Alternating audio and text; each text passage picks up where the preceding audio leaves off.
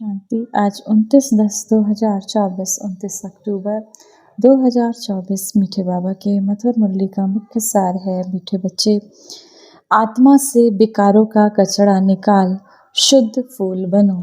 मीठे मीठे शिव बाबा के बच्चे, आत्मा से विकारों का कचरा निकाल। बाबा कहते हैं जो विकार भरे हैं, काम क्रोध मोह लोभ अहंकार के, उसको निकाल, आत्मा को शुद्ध फूल की तरह बनाओ। शिव बाबा की याद से ही सारा कचरा निकल जाएगा।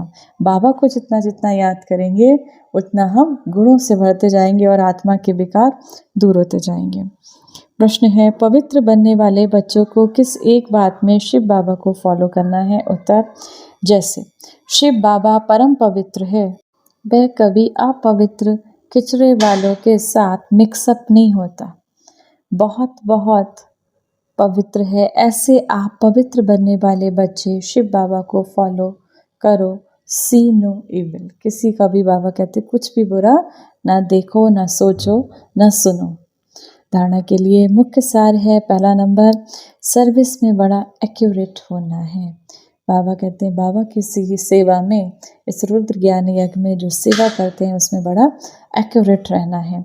दिन रात सर्विस की उछल आती रहे, लगे कि बाबा के इस रुद्र ज्ञान यज्ञ में हम कैसे सेवा कर सकते हैं, मन से, वाणी से, कर्म से, अपनी चाल से, चलन से, कैसे भी हम सेवा कर सकते हैं। तो बाबा कहते हैं दिन रात आपके अंदर ये उछल आती रहे। सर्विस को छोड़ कभी भी आराम नहीं करना है। शिव बाबा समान कल्याणकारी बनना है। दूसरा, एक की याद से प्रीत बुद्धि बन अंदर का किचड़ा निकाल देना है। एक शिव की याद में, शिव बाबा की याद में समाकर अपने अंदर के विकारों को निकाल देना। खुशबूदार फूल बनना है। इस विकारी दुनिया से दिल नहीं लगानी है। वरदान है, मन बुद्धि द्वारा श्रेष्ठ स्थितियों रूपी आसन पर स्थित रहने वाले तपस्वी मूर्त भव। तपस्वी सदा कोई न कोई आसन पर बैठकर तपस्या करते हैं। आप तपस्वी आत्माओं का आसन है एक रस स्थिति, फरिश्ता स्थिति। इन्हीं श्रेष्ठ स्थितियों में स्थित रहना, अर्थात आसन पर बैठना। स्थूल आसन पर तो स्थूल शरीर बैठता है, लेकिन आप इस श्रेष्ठ आसन पर मन बुद्धि को बिठाते हो। बेतपस्वी एक टांग पर खड़े हो जाते हैं और आप एक रस स्थिति में एकाग्र हो जाते हो। उन्हों का हठ योग और आपका है सहज योग। उनका है हठ योग, वो हठ से योग करते हैं, और आपका है सहज योग। तो बाबा के साथ आसन क्या है?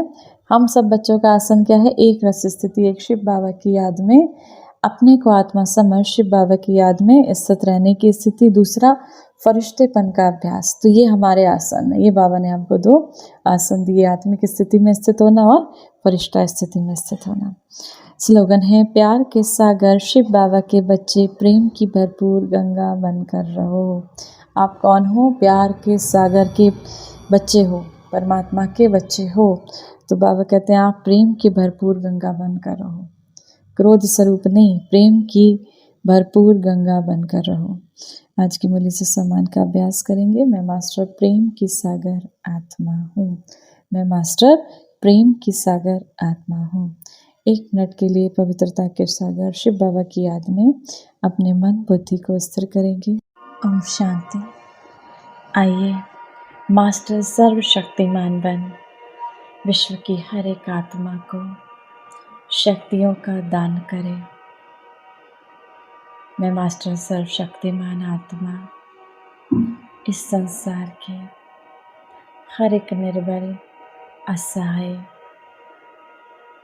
दुखी आत्मा को शक्तियों का सकाश दे रही हूँ।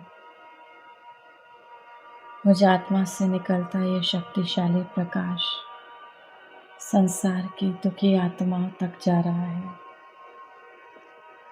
विकारों से ग्रसित उन आत्माओं तक जा रहा है जो विकारों में रहकर अधीन हो गई। इस संसार की हर एक आत्मा निर्विकारी बनती जा रही है, ईश्वरीय शक्तियों से संपन्न होती जा रही है। ये संसार ईश्वरीय शक्तियों से भरपूर हो गया।